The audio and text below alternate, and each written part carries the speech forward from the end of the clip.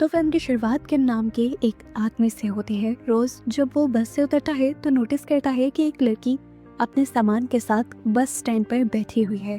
पहले कई दिन तो वो उसे इग्नोर कर देता है, पर बेचारा एक दिन परेशान होकर उससे पूछ ही लेता है कि यहाँ क्या कर रही हो तुम। लड़की बताती है बस का इंतजार। किम कहता है जिस बस से मैं उतरा हूँ वो लास्ट बस थी, अब सुबह ही कोई बस आएगी। वो लड़की जिसका नाम ली है किम से सवाल करती है कि क्या तुम मुझे जानते हो। किम उसे नहीं जानता था, इसीलिए नाम में सर हिलाकर ऑकवर्ड होकर वो यहाँ से चला जाता है। लेकिन जब अगले दिन वो यहाँ आता है तो अगले दिन भी उनके साथ वही सब होता है। किम बस से उतरती है, वो लड़की फिर बस स्टैंड पर बैठी होती है।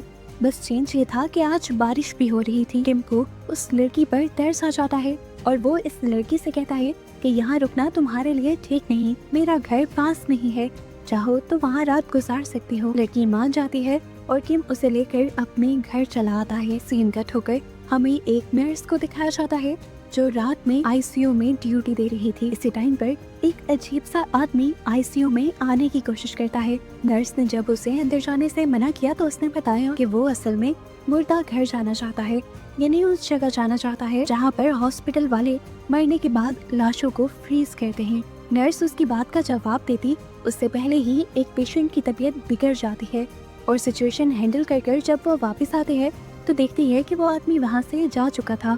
जिसके बाद सीन में हम एक लाइट शॉप को देखते हैं जिसका ऑनर है जंग। जंग से एक कंफ्यूज सा आदमी लाइट लेने आता है। जंग उसे लाइट तो दे देता है, पर अजीब चीज ये लगती है कि जंग उसके कुछ भी बताए बगैर उस आदमी की सारी इंफॉर्मेशन अपने डेटा रजिस्टर में लिख लेता है। और तभी उसी शॉप में वही हॉस्पिटल वाला आदमी आ जाता है। जंग उससे पूछता है मैं आपकी क्या मदद कर सकता हूँ, पर वो आदमी कुछ भी बोले बगैर कंफ्यूजन में ही वहाँ से चला जाता है। अब सीन कट होकर हमें एक स्कूल का सीन दिखाया जाता है जहाँ पर ग्राउंड में एक लड़की एक क्लास पे नजर रखे हुए थी। देखने को मिला कि वहाँ पर हाईजू नाम की एक लड़की बैठी हुई थी। हाईजू भी उसे नोटिस कर लेती है और ऊपर से ही हाई करती है। एक अजीब चीज हम यहाँ पर ये नोटिस करते हैं कि हाईजू को और दूसरी लड़की को यहाँ पर ये सब लोग इस तरह इग्नोर कर रहे थे जैसे वो उन्हें देख नहीं पा रहे हों। हमें दोबारा लाइट शॉप का सीन दिखाया जाता है जहाँ जंग के पास एक आदमी आता है। इस आदमी के आते ही जंग का चश्मा बर्फ में बदलने लगा था। वो आदमी जंग से पूछता है क्या तुमने एक डॉग देखा है?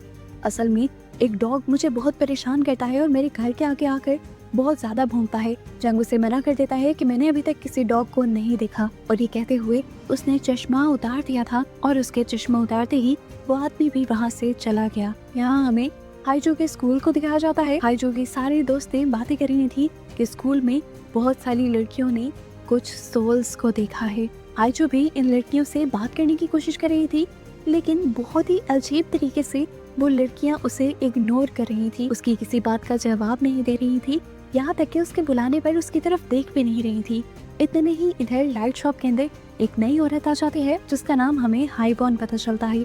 वो खामोशी से इस पूरे शॉप को देखती रहती है और फिर एक लाइट को जब हाथ लगाने वाली होती है तो जंग उसे अजीब तरीके से मना करता है और कहता है कि तुम्हें ऐसा नहीं करना चाहिए। जंग का लहजा ऐसा था कि जैसे उस लाइट को टच करने पर वो औरत किसी को मारना चाह रही हो। खैर हाईवॉन यहाँ से चली जाती है और हम इसी रोड पर अब हाईजू को दिखते हैं। रास्ते में बारिश हो रही थी, वो स्कूल से घर वापस जा रही थी। रास्ते में उसे डर लगने लगता है तो वो लाइट शॉप के अंदर आ जाती है और हमें पता चलता है कि जंग हाईजू को बहुत अच्छे से जानता था और वो उसके आने पर खुश भी होता है। जंग यहाँ पर हाईजू को एक कैंडी देता है और ये लोग बातें करना शुरू कर देते हैं।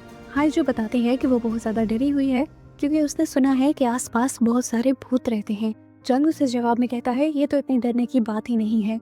अब जंग उससे अजीब सा सवाल पूछता है कि क्या तुम अपनी मॉम के साथ रहती हो? हाईजू जब वहाँ में जवाब देती है तो जंग उसे एक शॉकिंग बात ये बताता है कि तुम्हें एक गॉड की तरफ से एक गिफ्ट मिला है, तुम भी सोल, स्पिरिट्स और घोस्ट को देख सकती हो। हाईजू एक्साइटेड होकर पूछती है कि अगर मुझे कभी कोई सोल या स्पिरिट दिख भी गई तो मैं किस तरह पहचानूंगी? जंग कहता है कि तुम्हें गौर से देखना होगा उन लोगों को, उनके अंदर कुछ न कुछ एबनॉर्मल होगा। हाईजू सोच में पड़ जाती है और इधर हमें जंग का रिफ्लेक्शन नीचे मिरर में दिखाया जाता है। वो बिल्कुल बूढ़ा दिख रहा था, यानी जंग खुद भी एक भूत ही था। सीन कट होता है और हम दूसरी तरफ दोबारा देखते हैं किम को।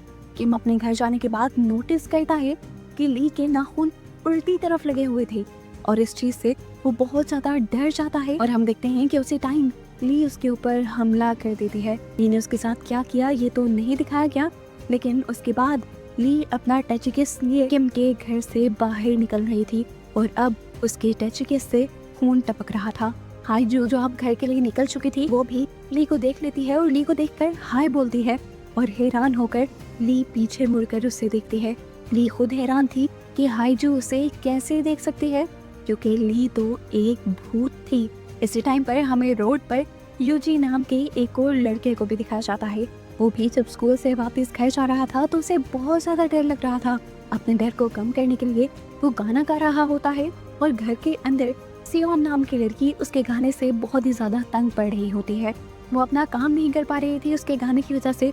ऊपर से यहाँ पर लाइट भी चली गई और लाइट के जाते ही हमें उसके पीछे की शैडो में किसी और को उसके साथ दिखाया जाता है और इस बात से सियोन बिल्कुल अनजान थी।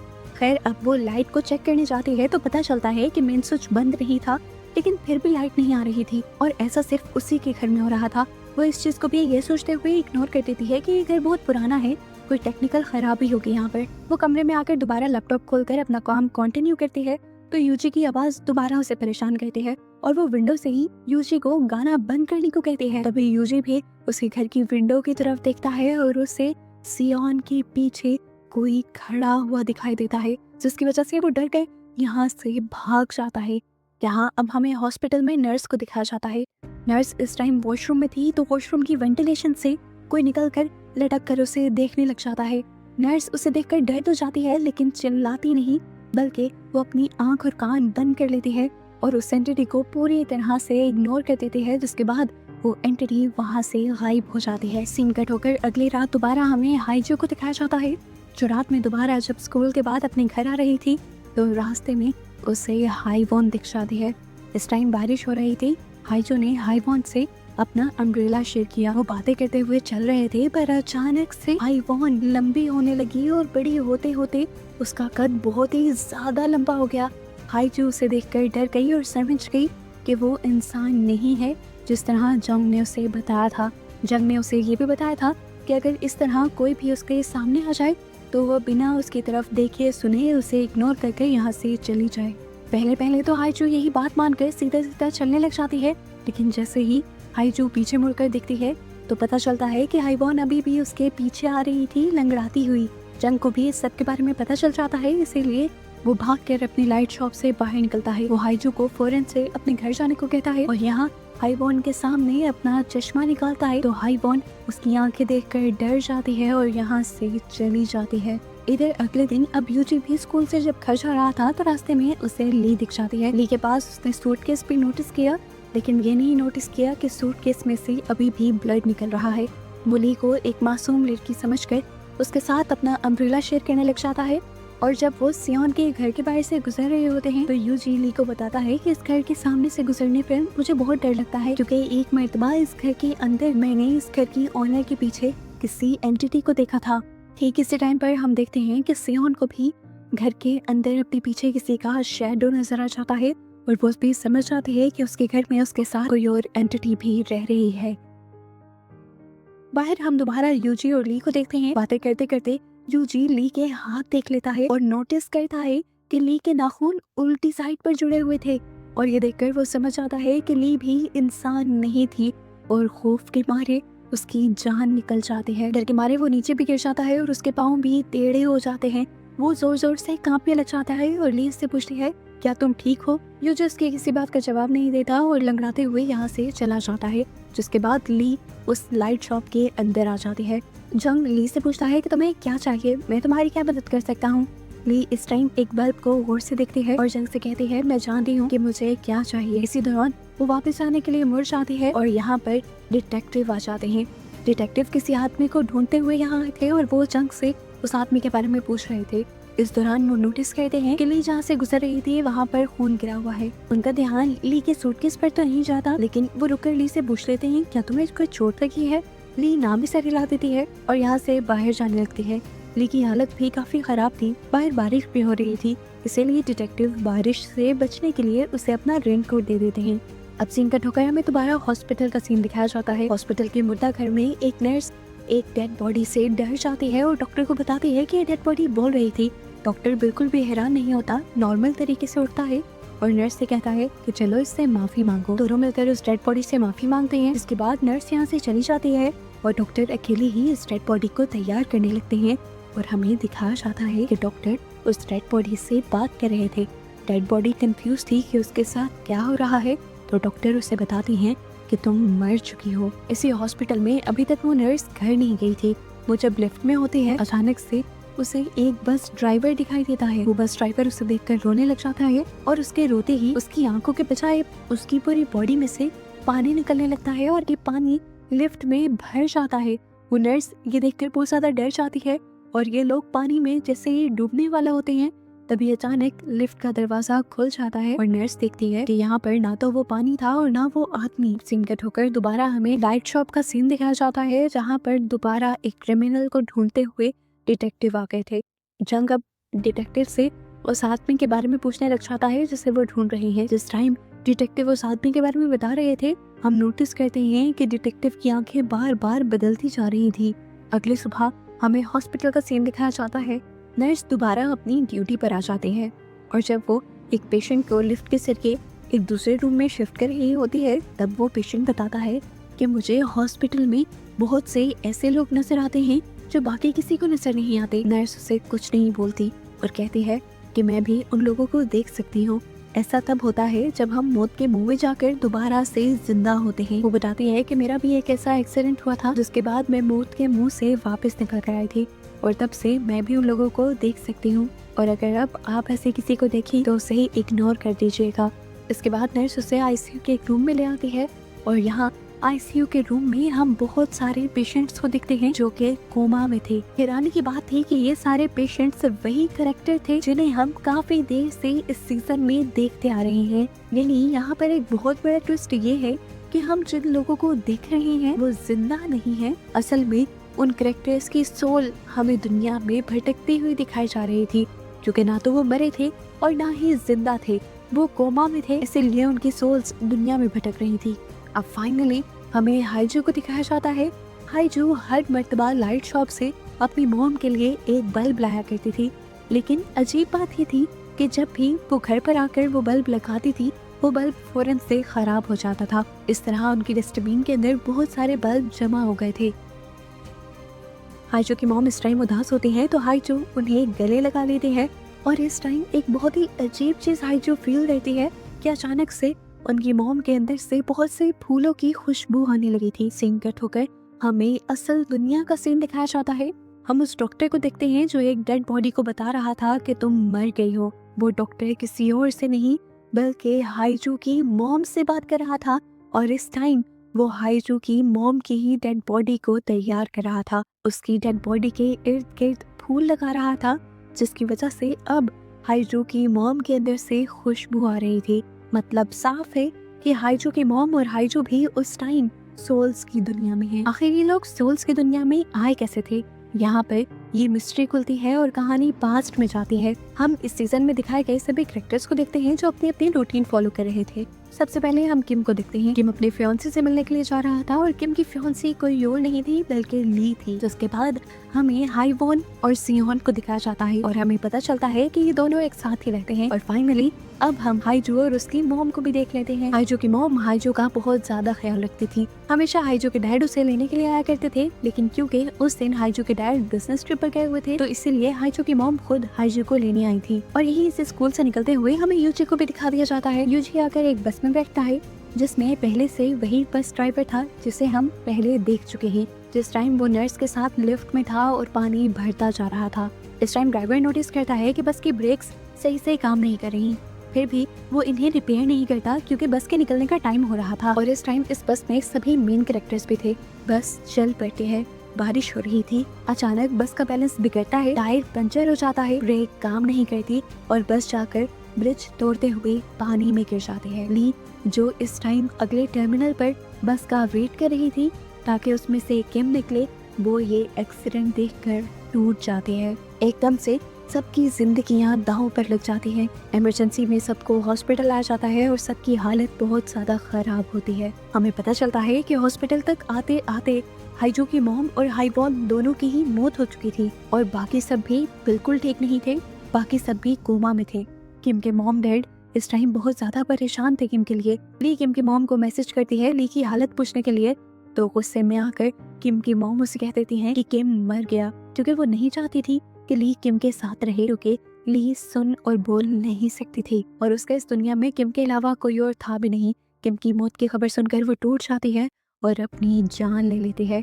यानी हमें पता चलता है कि सोल्स की दुनिया में 3 लोग मर चुके थे और बाकी सब जिंदगी और मौत के दरमियान वाले फेस में थे। ली ने सुसाइड की थी और सुसाइड इतने दर्दनाक तरीके से की थी कि उसके हाथ के नेल्स तक टूट गए थे।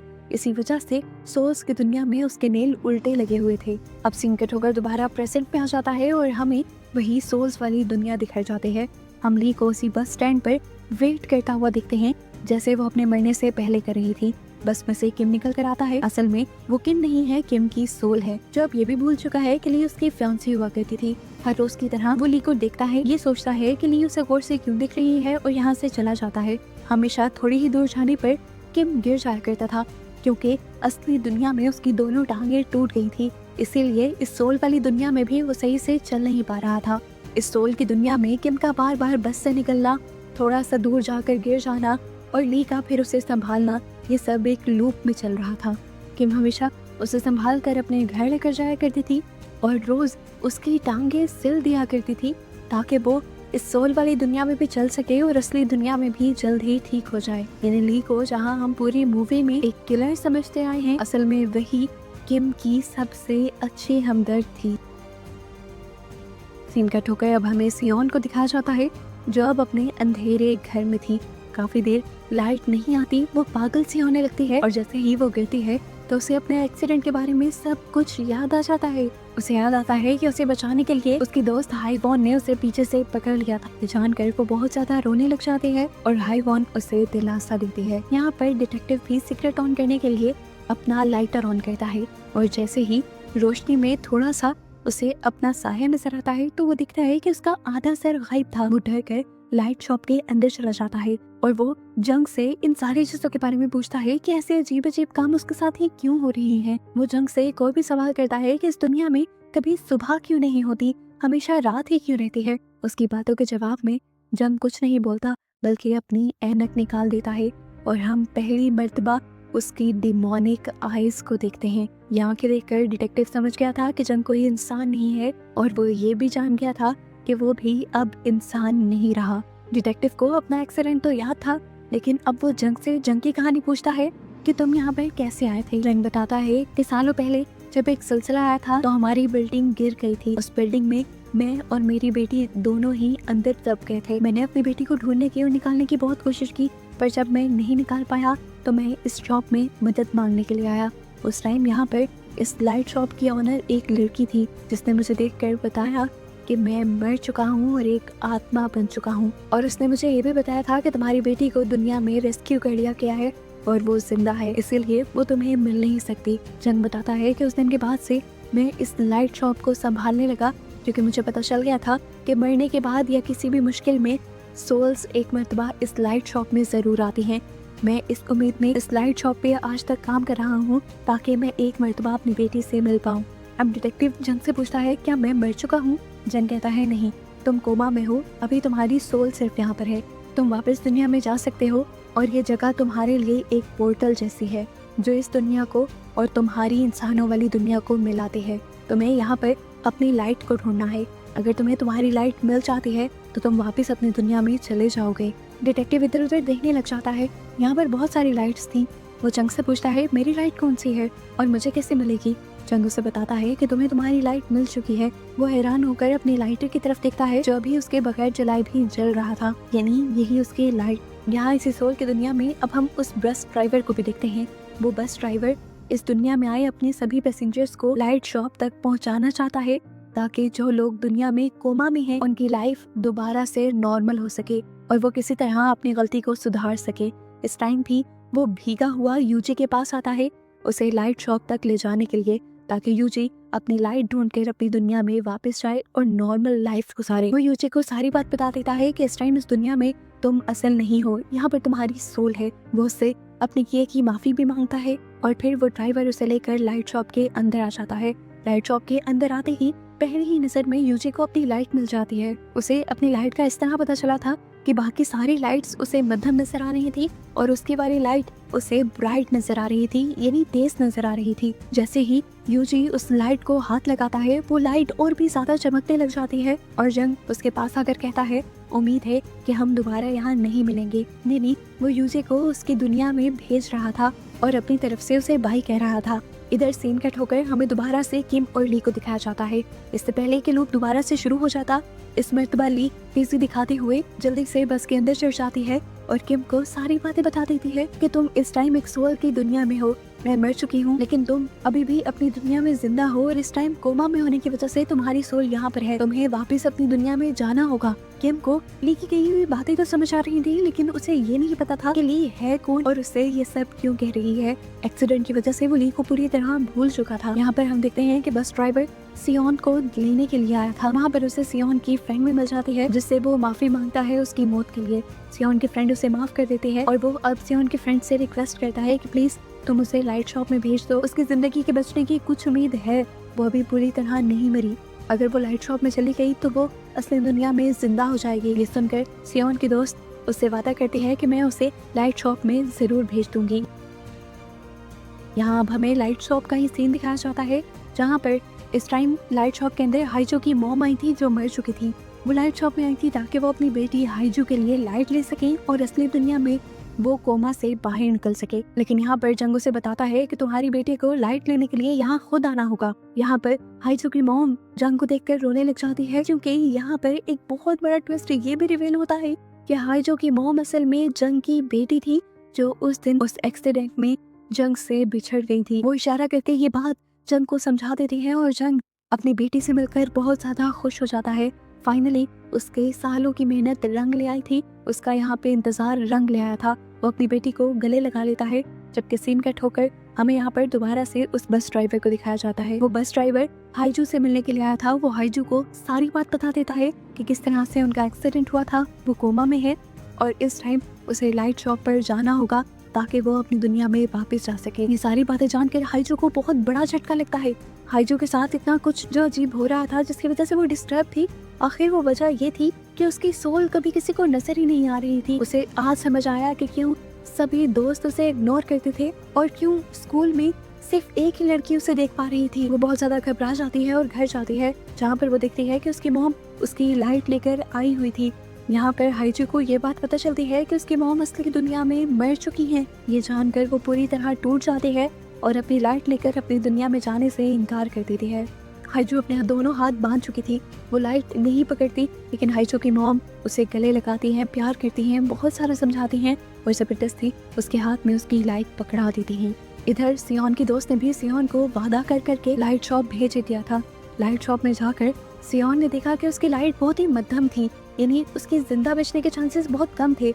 अगर वो जिंदा बच भी जाती तो ज्यादा बीमार रहती और वहाँ पर दुखी भी रहती क्योंकि उसकी दोस्त यहाँ इस दुनिया में थी। इसीलिए वो वापस अपनी दुनिया में जाने से मना कर देती है और अपने घर वापस आ जाती है और अपनी दोस्त को बताती है कि आज के बाद वो कभी यहाँ से नहीं जाएगी। इधर हमें दिखाया जाता है कि ली भी जबरदस्ती किम को खींचते हुए लाइट शॉप तक ले आई थी। किम अभी भी ली को पहचान नहीं पाता लेकिन ली की बात मानते हुए लाइट शॉप के अंदर जाता है तो उसे भी अपनी लाइट मिल जाती है। उसके अपनी लाइट को टच करते ही यहाँ पर तेज रोशनी होती है और फाइनली किम अपनी दुनिया में चला जाता है और पीछे से ली बिलक बिलक कर रोने बैठ जाती है क्योंकि वो जानती थी कि आज के बाद वो कभी किम को नहीं देख पाएगी। सीन कट होकर हमें असली दुनिया का सीन दिखाया जाता है जहाँ पर फाइनली यूजी को ना सिर्फ होश आया था बल्कि वो पहले की तरह नॉर्मल भी हो गया था और यहाँ पर उससे मिलने के लिए वही नर्स आती है जिसे हमने मूवी के स्टार्ट में देखा हुआ है।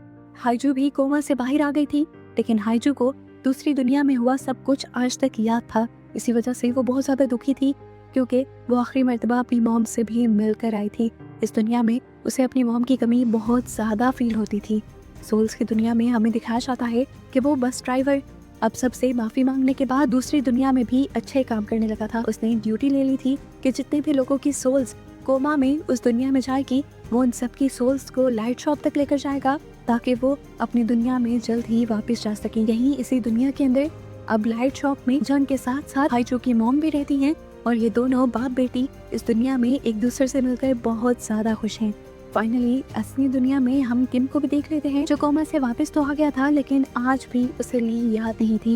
ली के बारे में वो अपनी मॉम से और कुछ लोगों से सुनता तो है कि वो उसकी फ्रेंड थी, लेकिन उसे खुद उसकी कोई बात नहीं याद थी। हाँ, ये बात उसे जरूर याद थी कि सोल्स की दुनिया से असली दुनिया में आने में ली ने ही उसकी मदद की थी। डिटेक्टिव सॉन्ग भी अब अपनी लाइफ में वापस आ चुके थे, लेकिन अब दोबारा लाइफ मिलने की वजह से उन्हें भी इस दुनिया में मौजूद सभी सोल्स नजर आया करती थी, और इसकी वजह से डिटेक्टिव काफी डिस्टर्ब रहने लगे थे।